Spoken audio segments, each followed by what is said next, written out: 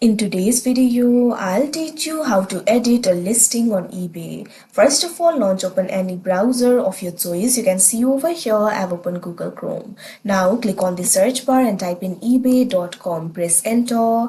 After you do that, you'll be led to the official website of eBay. Initially, you'll be led to this kind of interface. Make sure you're logged in to your account. So if you want to edit the listing, you'll have to go to the seller hub of eBay. For that, click on this option sell that you can see on the screen. Now after you do that, you'll be led to the seller hub. You'll be able to find various options like overview, orders, listings, marketing, etc. Make sure listings option is selected. Now at left, you'll be able to find various options over here. Make sure active option is selected. Now you'll be able to see all of your active listings over here. Right now I do not have any listing, but I'll tell you what to do. So what you have to do is simply find the listing that you want to change. Now simply click on the more actions drop down menu. You'll be able to find the option for revise. Click on it, or you can also click on the edit button. Now after you do that, you'll be able to make your desired changes to the listings. You'll be able to change the title, price, photos or other details. Simply go ahead and change the detail that you would like to change.